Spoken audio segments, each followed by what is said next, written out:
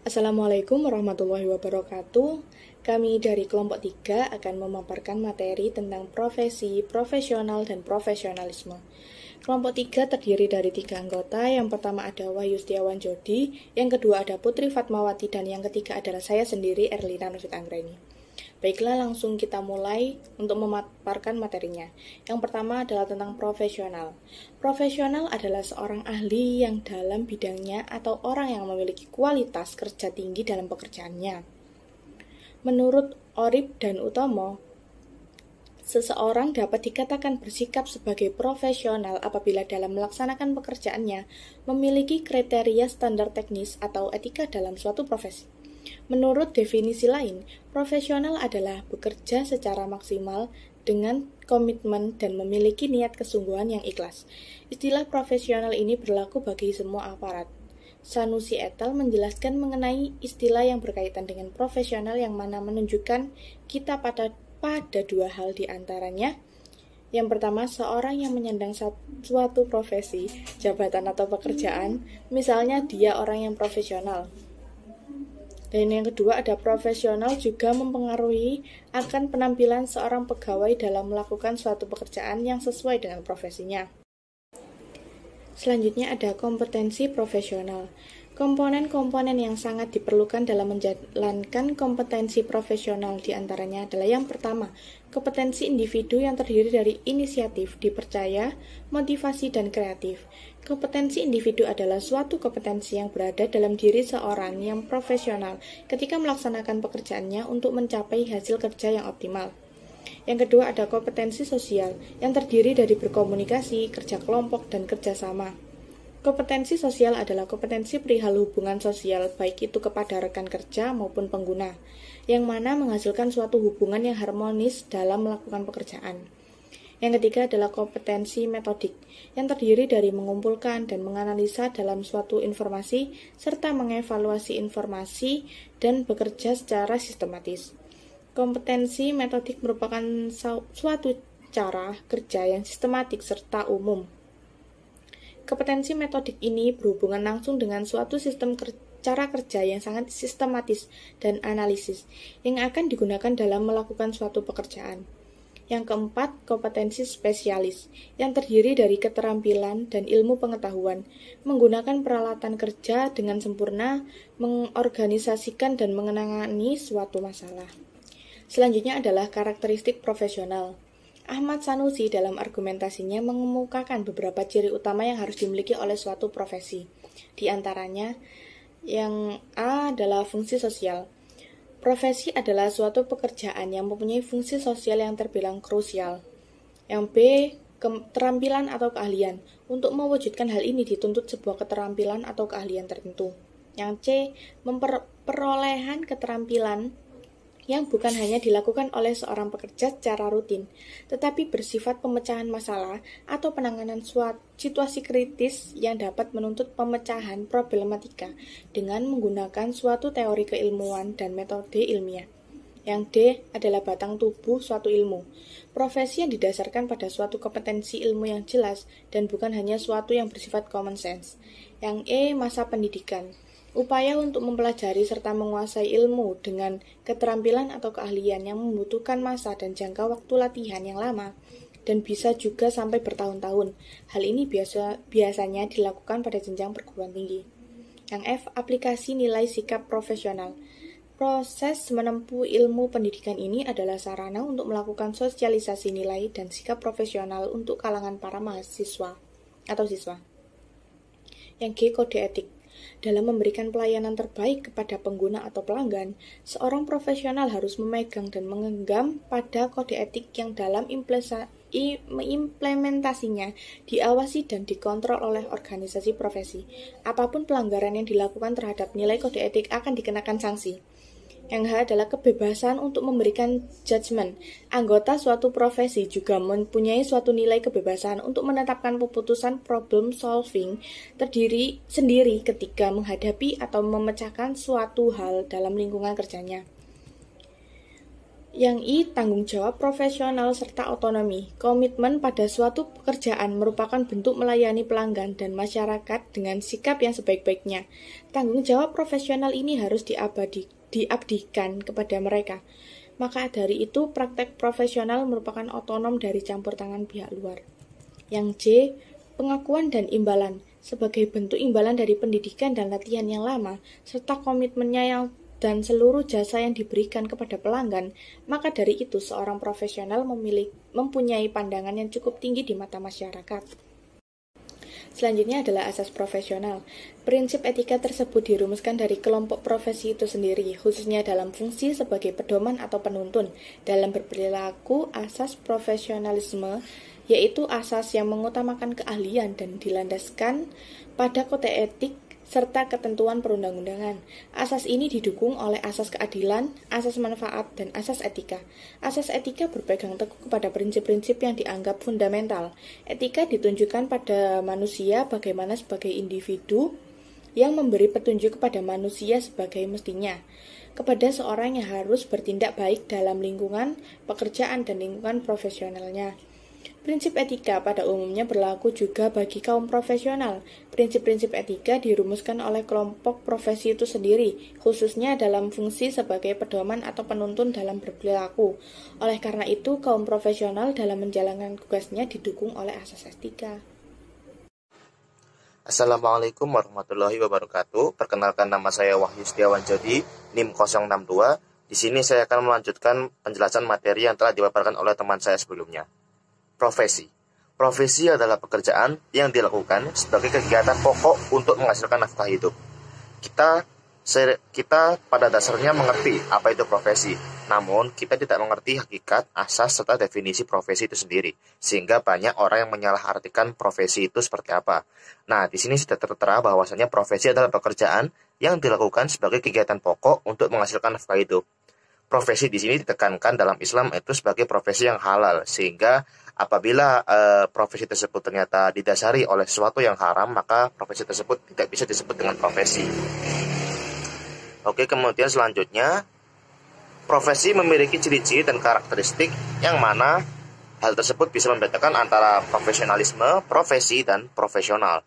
Adapun profesi memiliki beberapa karakteristik atau ciri utama, yaitu yang pertama, adanya pengetahuan khusus. Tentunya dalam menjalankan sebuah profesi harus ada pengetahuan atau skill khusus agar nantinya pekerja tersebut bisa sesuai dengan pekerjaannya dan bisa survive di keadaan perusahaan serta bisa melayani customer dengan baik. Lalu yang kedua adalah adanya kaidah dan standar moral yang sangat tinggi. Hal tersebut memang penting dan sangat penting karena standar yang ditetapkan oleh sebuah profesi itu sangat menentukan keberlangsungan perusahaan, sehingga perlu adanya standar moral, standar dan kaidah yang ditetapkan agar para karyawan atau para pekerja bisa sesuai dengan profesi yang mereka pilih. Kemudian mengabdi kepada kepentingan masyarakat. Pada dasarnya profesi itu memberikan pengabdian, memberikan pelayanan, sehingga masyarakat bisa mendapatkan manfaat atau maslahat dari profesi tersebut. Apabila suatu profesi ternyata tidak membawa manfaat atau tidak membawa maslahat bagi masyarakat, maka profesi tersebut bisa dibilang zalim kepada masyarakat. Kemudian ada izin khusus untuk menjalankan suatu profesi. Biasanya ini untuk profesi-profesi yang notabene itu profesinya profesi yang tingkatannya tinggi seperti dokter, tentara, dan sebagainya. Namun tidak menutup kemungkinan bahwasanya profesi-profesi yang lain itu juga memiliki kriteria khusus atau kemampuan khusus. Kemudian yang terakhir, kaum profesional biasanya menjadi anggota dari suatu profesi. Maksudnya adalah misalnya nih ada profesi tentang profesi sebagai profesor atau profesi sebagai akuntan. Maka biasanya akuntan profesional akan terjun ke profesi tersebut. Sehingga kaum profesional itu menekuni suatu bidang profesi. Dalam profesi terdapat beberapa asas, yang mana asas tersebut merupakan asas yang harus dilaksanakan dan harus diterapkan agar suatu profesi bisa berjalan bisa dilakukan dan dilaksanakan dengan baik, sehingga tidak menghambat keberlangsungan perusahaan. Yang pertama yaitu tanggung jawab. Sudah pasti kita sebagai manusia harus melakukan tanggung jawab kita ketika kita diberikan amanah atau beban kerja yang harus dikerjakan. Karena tanggung jawab itu terdiri atas kepercayaan orang-orang banyak, sehingga kita harus melakukan pekerjaan tersebut dengan tanggung jawab. Tanggung jawab terdiri dari dua, yaitu terhadap pelaksanaan pekerjaan itu dan terhadap hasilnya. Kemudian yang kedua yaitu terhadap dampak dari profesi itu untuk kehidupan orang lain atau masyarakat pada umumnya. Jadi asas profesi yang pertama itu tanggung jawab, lalu yang kedua adalah keadilan. Prinsip ini menuntut kita untuk memberikan kepada siapa saja yang menjadi haknya. Maksudnya adalah ketika kita merasa bahwa hak ini hak orang lain atau ini hak kita, maka kita harus bisa adil, bersikap adil. Jangan sampai kita mengambil tuntutan pekerjaan atau tanggung jawab dari orang lain, dan jangan sampai orang lain mengambil tanggung jawab kita. Kemudian otonomi. Prinsip ini menuntut agar setiap kaum profesional memiliki dan diberi kebebasan dalam menjalankan profesinya. Di sini otonomi itu merupakan asas agar para profesi berbagai profesi itu bisa mengembangkan profesinya sehingga profesi tersebut bisa menjadi lebih baik. Selanjutnya, profesionalisme.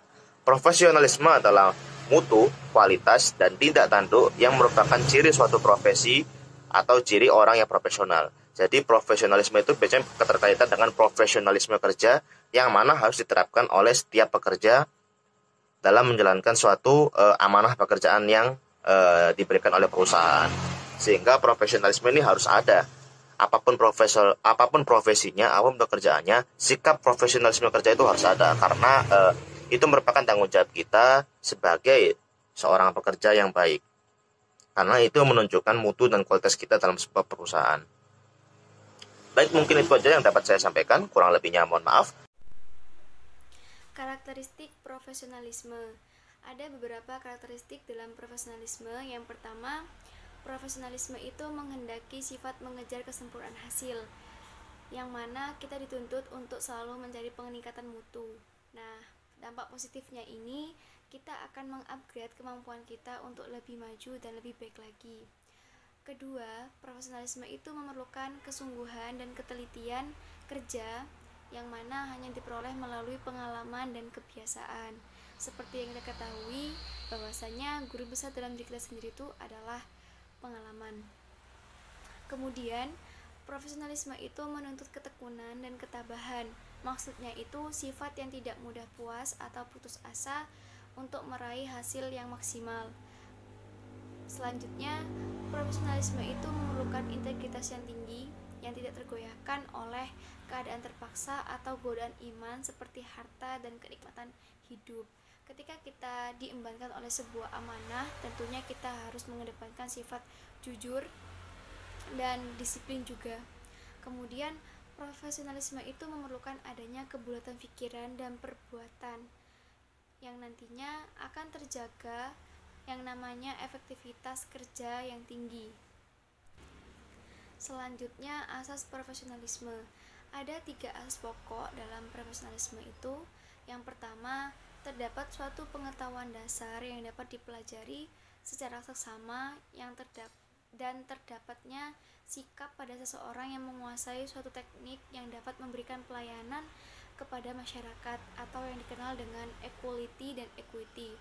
Kemudian, keberhasilan yang dicapai oleh suatu profesi, ukuran standarnya itu bagaimana kita menyelesaikan pelayanan cepat kepada masyarakat dan bukan apa yang dapat dicapai seorang untuk kepentingan pribadi.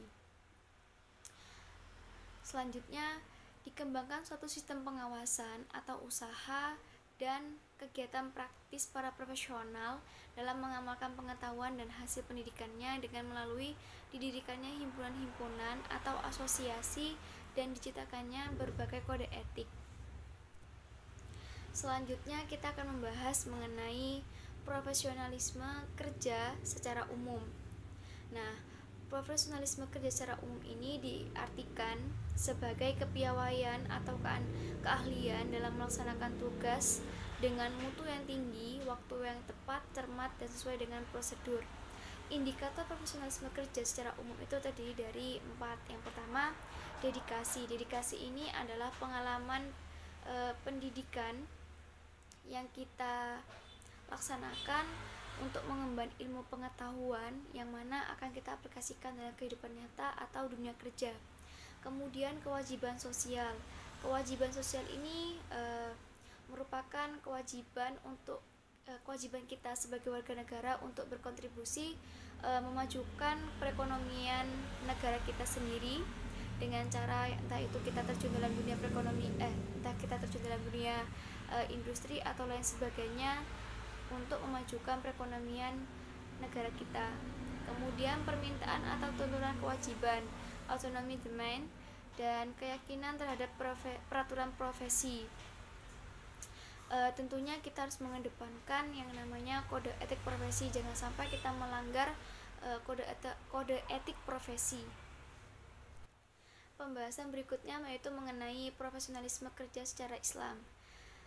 Sebagaimana yang kita yakini dan kita pahami selama ini, bahwasannya ajaran Islam sebagai agama universal sangat kaya akan pesan-pesan yang mendidik bagi muslim untuk menjadi umat terbaik, kemudian menjadi khalifah yang mengatur dengan baik bumi dan seisinya. Pesan-pesan yang terdapat atau pesan-pesan yang dapat kita petik dari apa yang kita yakini ini, yaitu bagaimana bekerja secara profesional, yakni dengan bekerja dengan benar, optimal, jujur, disiplin, dan tekun. Aspek profesional amat penting bagi seorang pekerja. Maksudnya itu kemampuan untuk memahami dan melaksanakan pekerjaan yang sesuai dengan prinsipnya atau keahlian. Pekerjaan itu tidak cukup hanya dengan memegang teguh sifat-sifat amanah, kuat, berakhlak, dan bertakwa, namun harus diimbangi yang namanya dengan mengerti dan menguasai benar apa yang kita kerjakan. Sekian presentasi dari kelompok 3 mengenai karakteristik profesional dan profesionalisme, baik itu secara umum maupun secara Islam. Apabila ada kesalahan kata atau ketidakjelasan penyampaian dari kelompok 3 ini, kami selaku kelompok 3 mohon maaf yang sebesar-besarnya. Wassalamualaikum warahmatullahi wabarakatuh.